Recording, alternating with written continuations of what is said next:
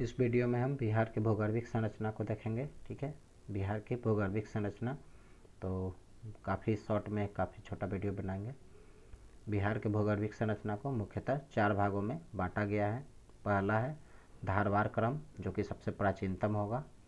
दूसरा हो जाएगा विंध्यन क्रम, जो कि इसके बाद बना है। तीसरा हो जाता है आपका टर्शियरी समूह, ठीक है, जो कि इसके बाद बना है।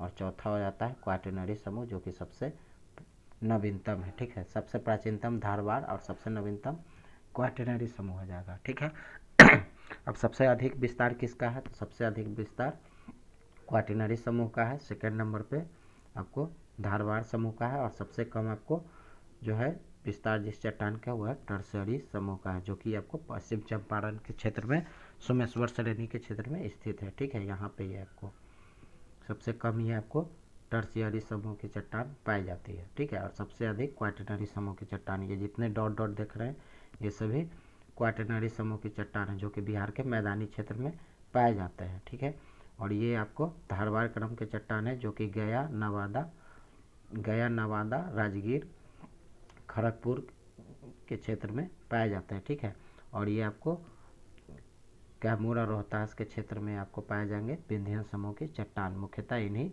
4 चट्टानों का 4 प्रकार के चट्टान के अथी में स्थलाकृति को, बिहार के स्थलाकृति को बांटा गया है। ठीक है, यहाँ पे देखिए फ्लो चार्ट के माध्यम से आपको दिखाया भी गया है, इसका आप स्क्रीनशॉट ले सकते हैं। ठीक है, सबसे प्राचीनतम धारवाड़ समूह, उसके बाद विंध्यन समूह, तब टर्शियरी समूह, उसके बाद तब क्वाटरनरी समूह। सबसे अधिक विस्तार क्वाटरनरी का, उसके बाद धारवाड़ का, तब विंध्यन का, सबसे कम टर्शियरी समूह का। एग्जाम में प्रश्न पूछे जाते हैं निम्नलिखित में से कौन सबसे प्राचीनतम होगा? तो धारवाड़ क्रम। कौन सबसे नवीनतम होगा? तो क्वाटरनरी समूह। हो सकता है कि इसको काट दे, हटा दे, ऑप्शन से इसको हटा दे। ठीक है, तो ऐसे अगर क्रम आपको याद है तो आप इजली पकड़ सकते हैं। ठीक है, अब आपको जो है आते हैं सबसे प्राचीनतम से स्टार्ट करते हैं। सबसे प्राचीनतम चट्टान धारवाड़ समूह की चट्टान है। ठीक है, ये आपको धारवाड़ समूह की चट्टान है। ये खड़गपुर की पहाड़ी के क्षेत्र में, उसके बाद गया में पाया जाएगा। ठीक है, लोकेशन आपको याद होना चाहिए, गया में पाया जाएगा। उसके बाद आपको पाया जाता है गया, राजगीर, मुंगेर इत्यादि के क्षेत्र में ये पाए जाते हैं। ठीक है, धारवाड़ समूह के। और इसमें क्या क्या पाया जाता है? तो इसमें अभ्रक पाए जाएंगे, स्लेट पाए जाएंगे, क्वार्जाइट के निक्षेप पाए जाते हैं। तो आपसे सीधा सीधा प्रश्न पूछ लिया जाएगा कि अभ्रक निम्नलिखित में से किस प्रकार की चट्टान में पाए जाते हैं? धारवाड़ समूह की चट्टान में। उसके बाद आ जाता है आपका नेक्स्ट विंध्यन समूह की चट्टान। ठीक है, कलर चेंज कर लेते हैं। विंध्यन समूह की चट्टान। ठीक है, तो ये आपको रोहतास और कैमूर के क्षेत्र में पाए जाते हैं। ठीक है, इसमें चूना पत्थर की प्रधानता होती है। चूना पत्थर और बलुआ पत्थर दोनों की प्रधानता विंध्यन समूह की चट्टान से होती है।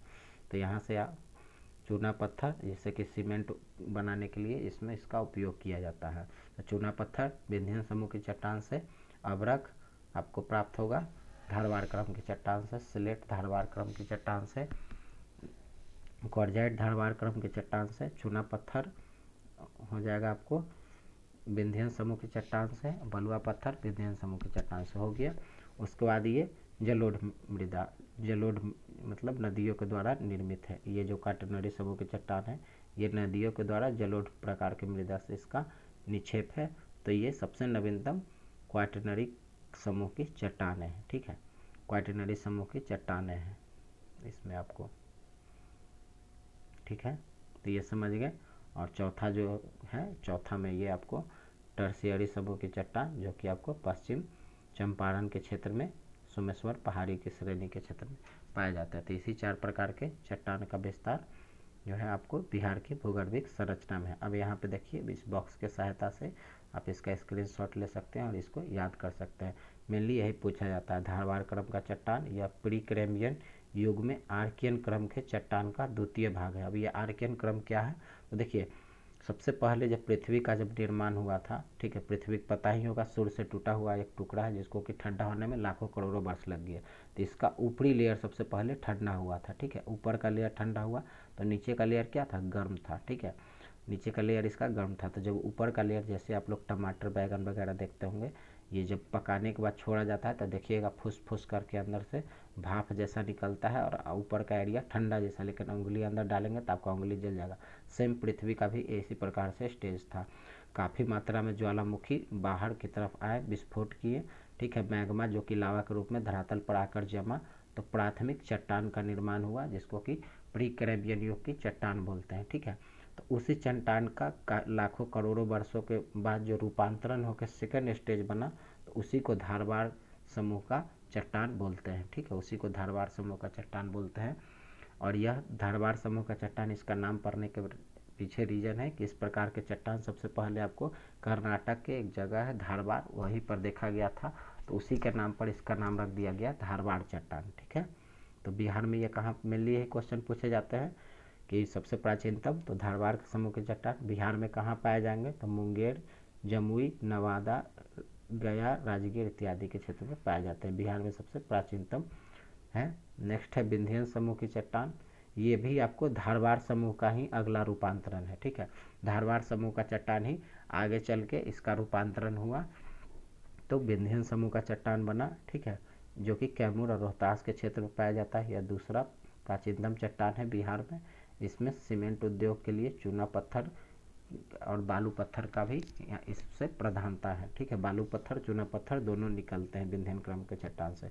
उसके बाद है टर्शियरी समूह के चट्टान, ये प्लेस्टोसीन युग से इसका संबंध है। ये पश्चिम चंपारण के क्षेत्र में, प्लेस्टोसीन युग कहने का तात्पर्य है हिमालय के उत्थान का युग, ठीक है। इसी समय में शिवालिक श्रेणी का निर्माण हुआ था, प्लेस्टोसीन काल में ही, ठीक है, निर्माण हुआ था। तो ये सोमेश्वर के पहाड़ी के क्षेत्र में पश्चिम चंपारण में स्थित है। यह नवीन पहाड़ी के क्षेत्र है, ठीक है, नवीन पहाड़ी का क्षेत्र है। और यह क्वाटरनरी क्रम का चट्टान जो है ये आपका होलियोसीन और प्लेस्टोसीन दोनों से मिला जुला है। उत्तरी गंगा का जो मैदानी क्षेत्र है, ये देखिए यहाँ से गंगा नदी बीचों बीच से निकलता है, तो उत्तरी गंगा का जो मैदानी क्षेत्र है ये आपको प्लेस्टोसीन से संबंधित है, जबकि दक्षिणी गंगा का मैदान जो है ये आपको होलोसीन युग से संबंधित है, ठीक है। ज़्यादा डिटेल नहीं जाना है, जितना क्वेश्चन हमसे पूछा जाता है एग्जाम में उतना समझ जाता है, ठीक है। बेसिक के लिए आपको इतना बता दिए, ठीक है।